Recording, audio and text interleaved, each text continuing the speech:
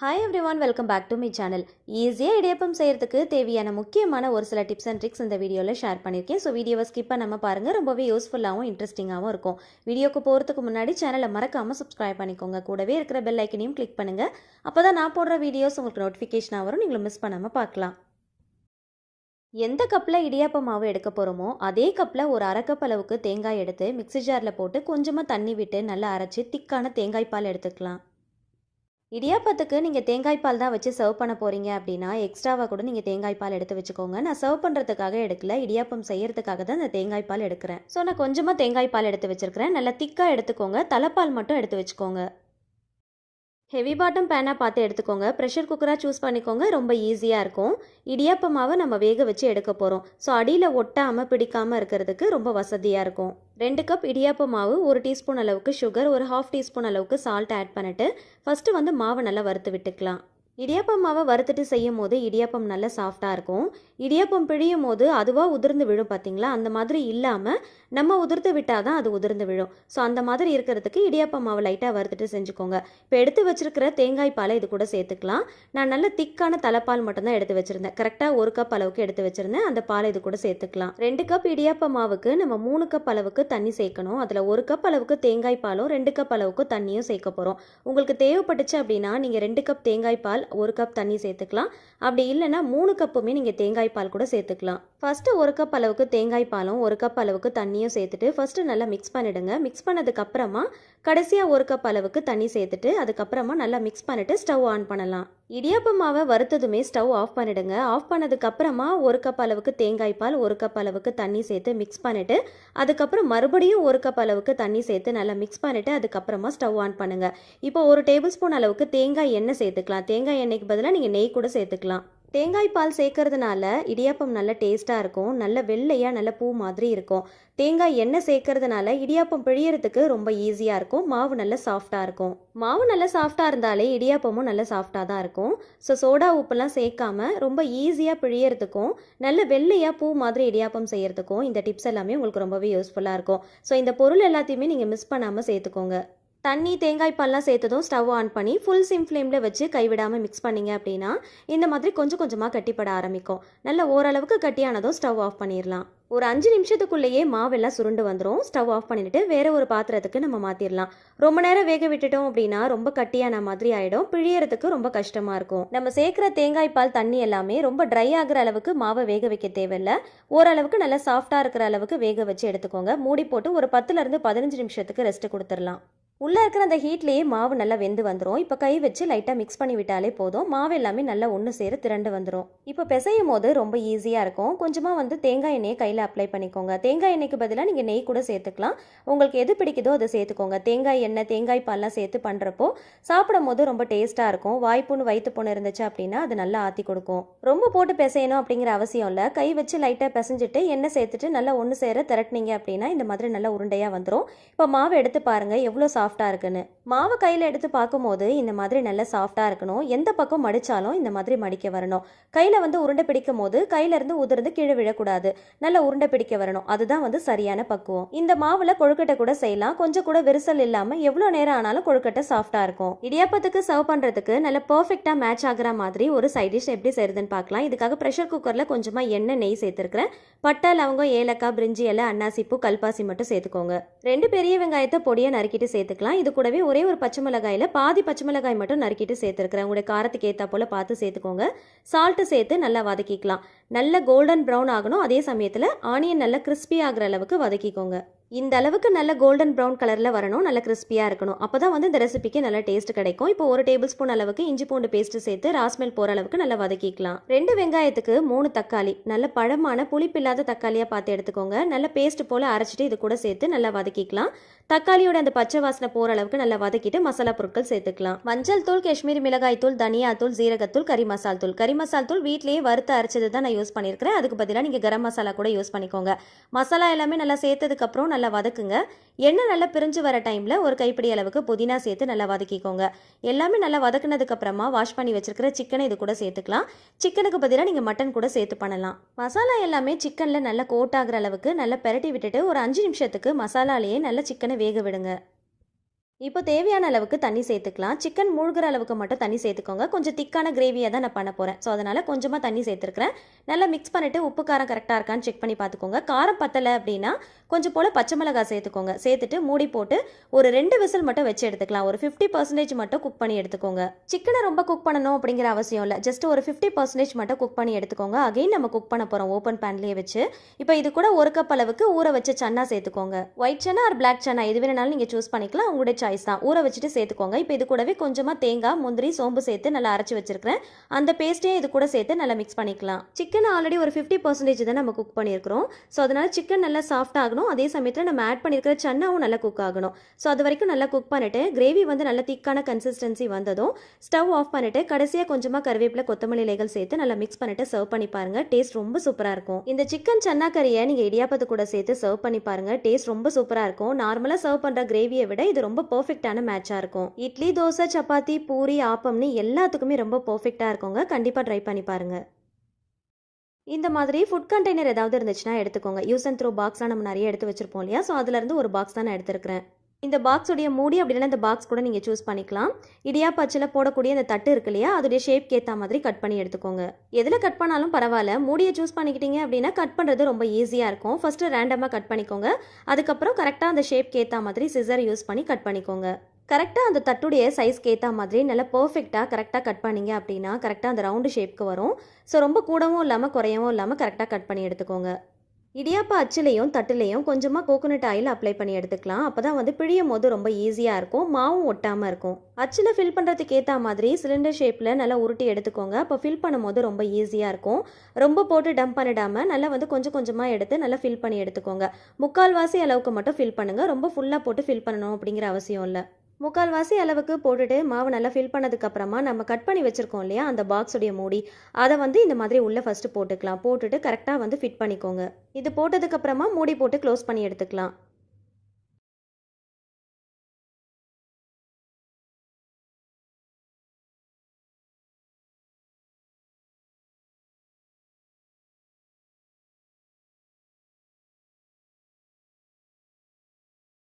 இடியாப்ப தட்டில் நான் பிழிய போகிறேன். இந்த மாதிரி இடியாப்ப தட்டு இல்லை அப்படின்னா இட்லி பிளேட் கூட நீங்கள் யூஸ் பண்ணிக்கலாம். பிழியறதுக்கு முன்னாடி லைட்டாக கோகோனட் ஆயில் அப்ளை பண்ணிக்கோங்க. அப்போ தான் எடுக்கும் போது அதில் ஒட்டாமல் ஈஸியாக எடுக்க வரும். மாவு நான் பிழியும் போதே நீங்கள் நோட் பண்ணுங்கள் எந்த அளவுக்கு சாஃப்டாக ரொம்ப ஈஸியாக பிழியிறேன்னு. லைட்டாக சுற்றினாலே போதுங்க. அப்படியே நல்லா வந்து ரொம்ப ஈஸியாக பிழிய வரும். அப்படியே தட்டில் வந்து சல்லுன்னு பிழிஞ்சு எடுத்துடலாம். நான் ரொம்பலாம் ஸ்ட்ரெயின் பண்ணவே இல்லைங்க. ரொம்ப லைட்டாக தான் ரொட்டேட் பண்ணுறேன். ரொம்ப ஈஸியாக பிழிய வருது பாருங்கள். அதே போல் எப்பயுமே இடியாப்பம் பிழியும் போது நம்ம கையால் உதிர்த்து விடுற மாதிரி இருக்கணும். அதுவாக உதிர்ந்து கீழே விழக்கூடாது. அப்படி விழுந்துச்சு அப்படின்னா நீங்கள் சரியாக பக்குவமாக பிசையலை அப்படின்னு அர்த்தம். இதே போல் எல்லா மாவையும் பிழிஞ்சு எடுத்துக்கலாம்.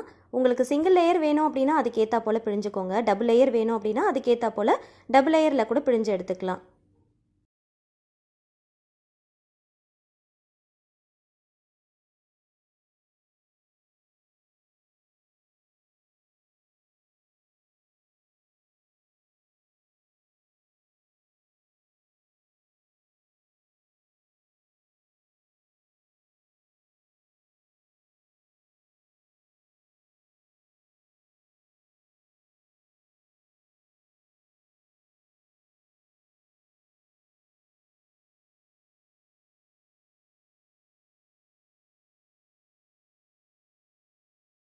போட்ட மாவு ஃபுல்லாகவே நம்ம பிழிஞ்சு எடுத்துட்டோம். இப்போ அச்சை ஓப்பன் பண்ணி பார்க்கலாம்.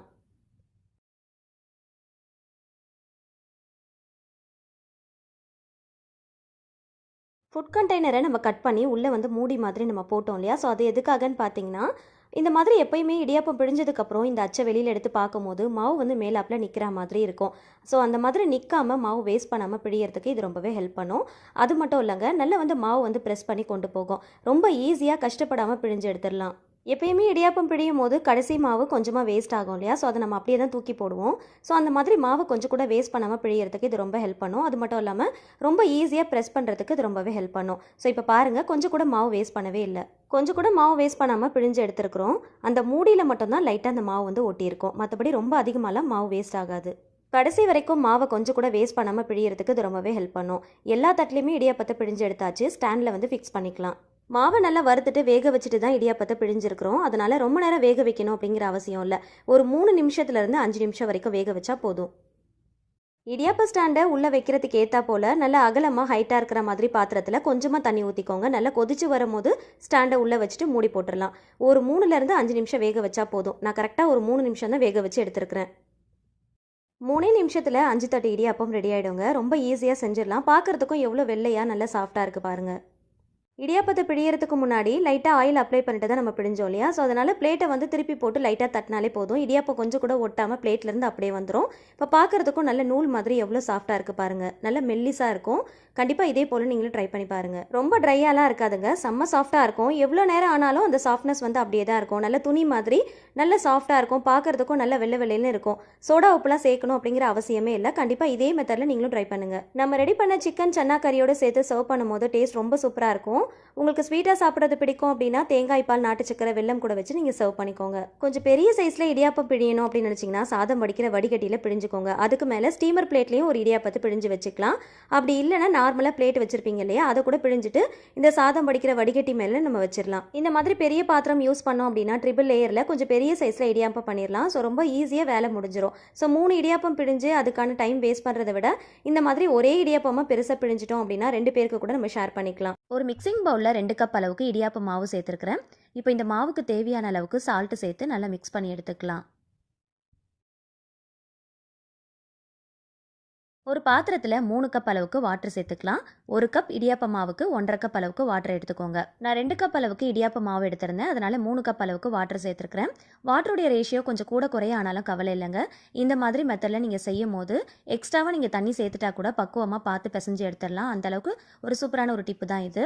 இது கூட ஒரு 2 டீஸ்பூன் அளவுக்கு தேங்காய் எண்ணெய் சேர்த்துருக்கிறேன். தேங்காய் எண்ணெய்க்கு பதிலாக நீங்கள் நெய் கூட சேர்த்துக்கலாம். இந்த மாதிரி சேர்த்து நல்லா கலந்து விட்டு நம்ம செய்யும் போது இடியாப்பம் வந்து நல்ல வாசனையாக இருக்கும், சாப்பிட்றதுக்கும் நல்ல டேஸ்ட்டாக இருக்கும். இப்போ ஒரு சின்ன பவுலில் ஒரு 2 டீஸ்பூன் அளவுக்கு கார்ன்ஃப்ளவர் எடுத்துக்கோங்க. அது கூட கொஞ்சமாக தண்ணி சேர்த்து கட்டி இல்லாமல் தனியாக கரைச்சி எடுத்து வச்சுக்கோங்க. இந்த கார்ன்ஃப்ளவரை எதுக்காக யூஸ் பண்ண போகிறோம் அப்படிங்கிறத நான் உங்களுக்கு சொல்கிறேன். கார்ன்ஃப்ளவர் இல்லை அப்படின்னா இதுக்கு பதிலாக மைதா மாவு இல்லைன்னா கோதுமை மாவு கூட நீங்கள் எடுத்துக்கலாம். 2 ஸ்பூன் அளவுக்கு மட்டும் எடுத்து தனியாக கரைச்சி எடுத்து வச்சுக்கோங்க. இப்போ தண்ணி வந்து லைட்டாக ஹீட் ஆகும் போதே நம்ம கரைச்சி வச்சிருக்கிற மாவை இது கூட சேர்த்து நல்லா கலந்து விட்டுக்கலாம். தண்ணி ரொம்ப கொதிக்கக்கூடாது. லைட்டாக சூடாகும் போதே நம்ம கரைச்சி வச்சிருக்கிற மாவை இது கூட சேர்த்து லைட்டாக கலந்து விடுங்க. இந்த மாதிரி சேர்க்கும் போது லைட்டாக வந்து கலங்கலாக இருக்கிற மாதிரி இருக்கும். ஸோ இந்த ஸ்டேஜ்லேயே ஸ்டவ் ஆஃப் பண்ணிட்டு இடியாப்ப மாவை இது கூட சேர்த்து நல்லா கலந்து விட்டுக்கலாம். கார்ன்ஃப்ளவர் சேர்க்கறதுனால இடியாப்பம் நல்லா வெள்ளையாக இருக்கும், நல்ல ஒரு ஷைனிங்கான லுக்கு கிடைக்கும். அதே போல் நாள் முழுக்க வறண்டு போகாமல் நல்லா சாஃப்டாக இருக்கிறதுக்கு இது ரொம்பவே ஹெல்ப்ஃபுல்லாக இருக்கும். இதே டிப்பை நீங்கள் கொழுக்கட்டை செய்யும் போதும் யூஸ் பண்ணிக்கலாம். கொழுக்கட்டை விரிசல் விடாமல் செய்யறதுக்கு இந்த மாதிரி கார்ன்ஃப்ளவர் சேர்த்துக்கிட்டீங்க அப்படின்னா கொழுக்கட்டை செய்யும் போது கொஞ்சம் கூட விரிசல் வரவே வராது. அதே போல் கார்ன்ஃப்ளவர் சேர்த்த உடனே ரொம்ப கொதிக்க விட்டுறாமல் ஸ்டவ் ஆஃப் பண்ணிட்டு இடியாப்ப மாவு சேர்த்துக்கோங்க. இடியாப்ப மாவு சேர்த்ததுக்கு அப்புறமா நம்ம ஸ்டவ் ஆன் பண்ணிக்கலாம். சப்போஸ் நீங்கள் பிகினஸாக இருக்கீங்க அப்படின்னா இந்த மெத்தடில் ட்ரை பண்ணி பாருங்கள். சொதப்பாமல் ரொம்ப சூப்பராக வரும். எக்ஸ்ட்ராவாக வாட்டர் ஆட் பண்ணிட்டா கூட கவலையே இல்லை. பார்த்து பக்குவமாக செய்யறதுக்கு இந்த டிப் கண்டிப்பாக உங்களுக்கு ரொம்ப ரொம்ப யூஸ்ஃபுல்லாக இருக்கும். ஸ்டவ் ஆன் பண்ணிட்டு கலந்து விடுங்க. எவ்வளோ தண்ணி சேர்த்துருந்தாலும் நல்லா வந்து கெட்டியாகிற அளவுக்கு நல்லா கலந்து விட்டுக்கோங்க. இந்த மெத்தடில் செய்யும் போது எக்ஸ்ட்ராவாக வாட்டர் நம்ம ஆட் பண்ணிட்டா கூட மாவு வந்து பார்த்தீங்கன்னா இந்த மாதிரி ஸ்டவ் ஆன் பண்ணிட்டு கிளறும் போது மாவு தண்ணி நல்லா உறிஞ்சிரும். நமக்கு பக்குவம் வந்து ரொம்ப கரெக்டாக வந்துடும். சேர்த்துருந்த தண்ணி எல்லாத்தையுமே மாவு உறிஞ்சிருச்சு. இந்த அளவுக்கு கொஞ்சம் சாஃப்டாக இருக்கும் போதே ஸ்டவ் ஆஃப் பண்ணிடலாம். ரொம்ப கெட்டியாகிற அளவுக்கு நீங்கள் கலக்க வேண்டாம். இந்த அளவுக்கு நல்லா சாஃப்டாக இருக்கும் போதே ஸ்டவ் ஆஃப் பண்ணிவிட்டு மூடி போட்டு வச்சுருங்க. ஆல்ரெடி வந்து மாவு நல்லா வெந்து தான் வந்திருக்கும். இந்த ஹீட்லேயே மாவு இன்னும் கொஞ்சம் நல்லா வெந்து வந்துடும். கை பொறுக்கிற சூடு வரும்போது கையில் கொஞ்சமாக ஆயில் அப்ளை பண்ணிவிட்டு லைட்டாக கலந்து விட்டாலே போதும். ரொம்ப போட்டு பிசையணும் அப்படிங்கிற அவசியம் இல்லை.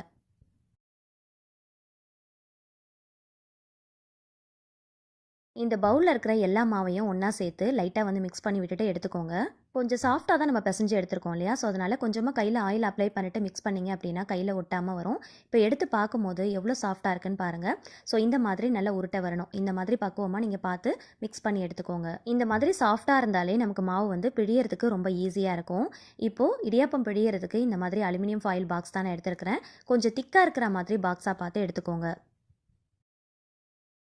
இந்த ஃபாயில் பாக்ஸுக்குள்ளே இடியாப்ப அச்சை வச்சுட்டு அதில் ரவுண்டு ஷேப்புக்கு ஏற்ற மாதிரி ஒரு பென்னோ பென்சிலோ யூஸ் பண்ணிவிட்டு அந்த கார்னரை மட்டும் லைட்டாக வந்து ரவுண்ட் பண்ணி எடுத்துக்கலாம்.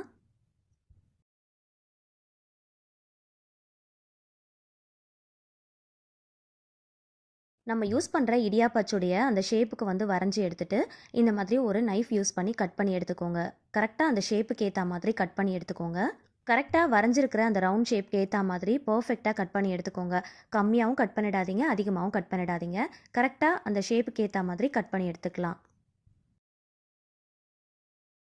இடியாப்ப அச்சுலையும் உள்ளே போடக்கூடிய அந்த பிளேட்லையும் லைட்டாக கோகோனட் ஆயில் அப்ளை பண்ணி எடுத்துக்கலாம். கோகோனட் ஆயிலுக்கு பதிலாக நீங்கள் கீ கூட அப்ளை பண்ணிக்கலாம். அச்சில் மாவு போட்டு பிழியும் போது ரொம்ப ஈஸியாக பிழியறதுக்கு ஒரு டிப் நான் சொல்லியிருக்கிறேன். ஸோ வீடியோவை ஸ்கிப் பண்ணாமல் பாருங்கள். தேவையான அளவுக்கு மாவு எடுத்து நல்லா உருட்டிட்டு உள்ளே போட்டு நல்லா ஃபில் பண்ணி எடுத்துக்கோங்க. எப்பயுமே இடியாப்ப அச்சில் மாவு போட்டு ஃபில் பண்ணும்போது ஃபுல்லாக போட்டு ஃபில் பண்ணக்கூடாது. முக்கால்வாசி அளவுக்கு மட்டும் போட்டால் தான் நமக்கு பிழியறதுக்கு ரொம்ப ஈஸியாக இருக்கும். இப்போ மேலே போடக்கூடிய அந்த அச்சிலையும் லைட்டாக வந்து ஆயில் அப்ளை பண்ணி எடுத்துக்கலாம். எப்பயுமே நம்ம இடியாப்பத்தை பிழிகிறோம் அப்படின்னா பிழிஞ்சதுக்கப்புறம் ஓப்பன் பண்ணி பார்க்கும்போது கடைசியாக கொஞ்சம் மாவு வந்து பார்த்திங்கன்னா இந்த மேலே வந்து இந்த அளவுக்கு கோபுரம் மாதிரி அப்படியே வந்து நிற்கும். அந்த மாவை எடுத்துகிட்டு அகே நம்ம ஃபில் பண்ணுற மாதிரி இருக்கும். எப்பயுமே இடியாப்பம் செய்யும் போதெல்லாம் கடைசியாக பார்த்திங்கன்னா அந்த அச்சில் அடிப்பகுதியில் கொஞ்சம் மாவு வந்து மேலாப்பில் வந்து எழுந்து நிற்கிற மாதிரி தான் இருக்கும். ஸோ அதை வந்து அவாய்ட் பண்ணுறதுக்கு தான் இந்த அலுமினியம் ஃபாயில் பாக்ஸை நம்ம யூஸ் பண்ண போகிறோம். இதை ரவுண்டு ஷேப்பில் கட் பண்ணி வச்சுருந்தோம் இல்லையா, அதை வந்து இந்த மாவுக்கு மேலே போட்டு நல்லா ஃபில் பண்ணி எடுத்துக்கோங்க. ஃபில் பண்ணிவிட்டு அதுக்கப்புறமா அச்சை போட்டு நல்லா டைட்டாக வந்து ஃபிக்ஸ் பண்ணிக்கலாம். ஸோ அந்த ஃபாயில் பாக்ஸை கட் பண்ணும்போது கரெக்டாக அந்த ரவுண்டு ஷேப்க்கு ஏற்ற மாதிரி பர்ஃபெக்டாக கட் பண்ணால் மட்டும்தான் நமக்கு யூஸ் ஆகும். ரொம்ப சின்னதாக கட் பண்ணிட்டீங்க அப்படின்னா கண்டிப்பாக அது வேஸ்ட் ஆயிரும். டைட்டாக க்ளோஸ் பண்ணி ஃபிக்ஸ் பண்ணி எடுத்துக்கோங்க. இடியாப்ப தட்டு வச்சுருந்தீங்க அப்படின்னா அதில் பிழிஞ்சு எடுத்துக்கோங்க. அப்படி இல்லைனா இட்லி பிளேட் இருந்துச்சு அப்படின்னா அதில் கூட நீங்கள் பிழிஞ்சு எடுத்துக்கலாம். இடியாப்பத்தை நான் உங்களுக்கு பிழிஞ்சு காட்டுறேன். எந்த அளவுக்கு நான் சாஃப்டாக பிழிகிறேன்றதை நீங்களே பாருங்கள்.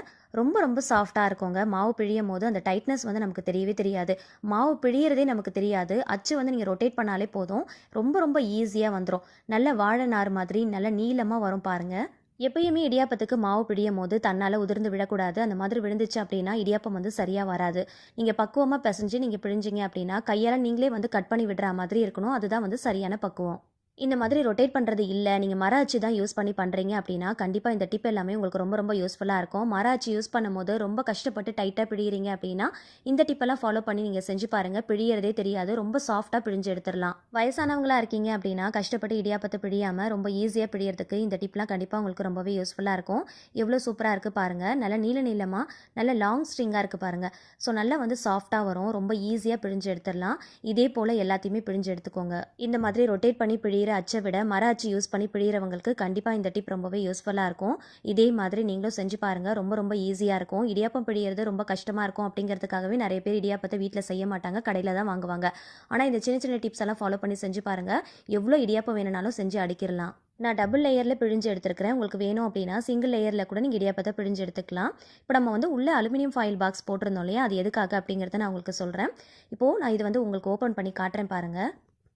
எப்பயுமே இடியாப்பம்லாம் பிழிஞ்சதுக்கப்புறமா அச்சை ஓப்பன் பண்ணி பார்க்கும்போது மேலாப்பில் அந்த அச்சு தட்டில் லைட்டாக வந்து மாவு மேலாப்பில் வந்து நிற்கும் இல்லையா, ஸோ அந்த மாதிரி வராமல் அவாய்ட் பண்ணுறதுக்காக தான் இந்த அலுமினியம் ஃபாயில் பாக்ஸை நம்ம உள்ளே போட்டிருந்தோம்.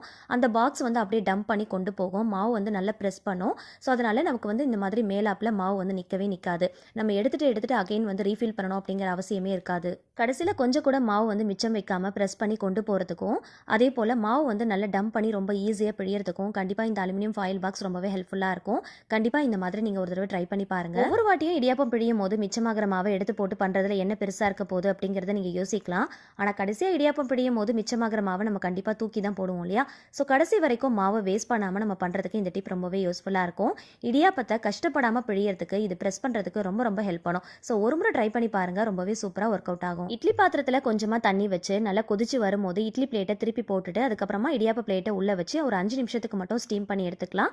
ஆல்ரெடி வந்து மாவு நல்லா வெந்து தான் வந்திருக்கு, அதனால 5 நிமிஷத்துக்கு மட்டும் ஸ்டீம் பண்ணால் போதும். இந்த இடியாப்பத்துக்கு சர்வ் பண்ணுற மாதிரி ஒரு சிக்கன் தண்ணி குழம்பு எப்படி செய்யுதுன்னு பார்க்கலாம். இதுக்கு 1 ஸ்பூன் மிளகு, 2 ஸ்பூன் தனியா, ஒரு கைப்பிடி அளவுக்கு அரிசி, காரத்துக்கு ஏற்றா போல் காஞ்ச வத்தல், ஒரு சின்ன துண்டு பட்டை, ஒரு 4 போல் லவங்கம், ஒரே ஒரு ஏலக்காய், 1/2 ஸ்பூன் சோம்பு, 1 ஸ்பூன் ஜீரகத்தை நல்லா ட்ரை ரோஸ்ட் பண்ணி எடுத்துக்கலாம். அரிசி நல்லா பொரிஞ்சு வர அளவுக்கு நல்லா ட்ரை ரோஸ்ட் பண்ணிக்கோங்க. ட்ரை ரோஸ்ட் பண்ணிவிட்டு தனியாக வந்து ஒரு பிளேட்டுக்கு மாற்றிடலாம். சேம் பேனில் கொஞ்சமாக நல்லெண்ணெய் சேர்த்துக்கலாம். ஆயில் சூடானதும் ஒரு கைப்பிடி சின்ன வெங்காயம், ஒரு கைப்பிடி நறுக்கின தேங்காய், கொஞ்சமாக கருவேப்பிலை, ஒரு சின்ன துண்டு இஞ்சி, 5 பல்லு பூண்டு, இது எல்லாமே சேர்த்து நல்ல பொன்னிறம் ஆகிற அளவுக்கு நல்லா வறுத்துட்டு ஆல்ரெடி ட்ரை ரோஸ்ட் பண்ணி வச்சுருக்கோம் இல்லையா, அது கூட சேர்த்து கொஞ்சமாக தண்ணி விட்டு நல்லா ஃபைன் பேஸ்ட்டாக அரைச்சி தனியாக எடுத்து வச்சுக்கலாம். ஒரு பாத்திரத்தில் நம்ம வறுத்த ஆயிலை சேர்த்துட்டு அது கூட எக்ஸ்ட்ராவாக இன்னும் கொஞ்சம் ஆயிலும் சேர்த்துக்கோங்க. கொஞ்சமாக கல்பாசி மட்டும் சேர்த்துக்கோங்க. ஒரு 10லேருந்து 15 போல் சின்ன வெங்காயம், கருவேப்பிலை, கல்லுப்பு சேர்த்து நல்லா கிறிஸ்பி ஆகிற அளவுக்கு நல்லா வறுத்துக்கோங்க. 3 தக்காளி பழத்தை நல்ல பெரிய பெரிய பீசஸாக கட் பண்ணி வச்சுருக்கேன், அதையும் சேர்த்து நல்லா வதக்கிக்கலாம். இந்த குழம்பு செய்யறதுக்கு ஒரு 1/4 கிலோ அளவுக்கு மட்டும் சிக்கன் எடுத்து நல்லா சுத்தமாக வாஷ் பண்ணிட்டு எடுத்து வச்சிருக்கிறேன். அதையும் இது கூட சேர்த்து ஒரு பெரட்டிக்கலாம். 1/4 ஸ்பூன் அளவுக்கு மஞ்சள் பொடி சேர்த்து நல்லா பெரட்டிட்டு காரத்துக்கு ஏற்றா போல் காஷ்மீரி ரெட் சில்லி சேர்த்துக்கோங்க. மட்டன் மசாலா இருந்துச்சுன்னா ஒரு 2 டேபிள் ஸ்பூன் அளவுக்கு மட்டும் சேர்த்து நல்லா வதக்கி விட்டுக்கலாம். மசாலா வாசனை போகிற அளவுக்கு நல்லா வதக்கிட்டு நம்ம அரைச்சி வச்சிருக்கிற பேஸ்ட்டையும் சேர்த்துக்கலாம். நல்லா தாராளமாக தண்ணி சேர்த்துக்கோங்க. சேர்த்துட்டு மூடி போட்டு ஒரு 20 நிமிஷத்துக்கு மீடியம் ஃப்ளேமில் வச்சு நல்லா கொதிக்க விடுங்க. இதை இந்த மாதிரி ஓப்பன் பேன்லேயும் குக் பண்ணலாம். தேவைப்பட்டால் ப்ரெஷர் குக்கும் பண்ணிக்கலாம். கடைசியாக கொஞ்சமாக நறுக்கின கொத்தமல்லி இலைகள் தூவிட்டு நல்லா மிக்ஸ் பண்ணிட்டு சர்வ் பண்ணிக்கோங்க. எடுத்து பார்க்கும்போது இந்த அளவுக்கு தண்ணியான கன்சிஸ்டன்சியில் இருக்கணும். இட்லி, தோசை, சப்பாத்தி, பூரி, இடியாப்பத்துக்கு அல்டிமேட்டாக இருக்கும். கண்டிப்பாக ட்ரை பண்ணி பாருங்கள். 20 நிமிஷம் வேக வச்சாலே போதும். சிக்கன் நல்லா சாஃப்டாக பஞ்சு போல் வெந்து வந்திருக்கும். இதே போல் மசாலாவை வறுத்து அரைச்சி சிக்கன் தண்ணி குழம்பு ஒரு தடவை செஞ்சு பாருங்கள். செம்ம டேஸ்ட்டாக இருக்கும். மட்டன்லேயும் இதே போல் நீங்கள் செய்யலாம். இதே ஸ்வீட்டாக சாப்பிட்றது பிடிக்கும் அப்படின்னா ஆப்பம், இடியாப்பத்துக்கு தேங்காய் பால் தான் நம்ம செய்வோம் இல்லையா? அந்த மாதிரி செய்யும் போது இந்த ஒரு சின்ன டிப்பை ஃபாலோ பண்ணிக்கோங்க. தேங்காயை நறுக்கிட்டு மிக்ஸி ஜாரில் போட்டதுக்கப்புறமா ஒரு சிட்டிகை அளவுக்கு கல் உப்பு சேர்த்துக்கோங்க. கொஞ்சம் கை பொறுக்கிற சூடு இருக்கிற மாதிரி வெதுவெதுப்பான தண்ணி சேர்த்து அரைச்சிட்டு தேங்காய் பால் எடுத்தீங்க அப்படின்னா நல்ல திக்காக இருக்கும். அதே மாதிரி அதிகமான குவான்டிட்டியில் நமக்கு தேங்காய் பால் கிடைக்கும். எப்பயும் தேங்காய் பால் எடுக்கும் போது 2 டைம்ஸ் கிட்ட தண்ணி ஊற்றிட்டு அரைச்சிட்டு தேங்காய் பால் எடுப்போம். தலைப்பால்னு ஒன்று எடுப்போம். செகண்ட் டைம்ஸ் ஒரு தடவை அரைச்சிட்டு எடுப்போம்.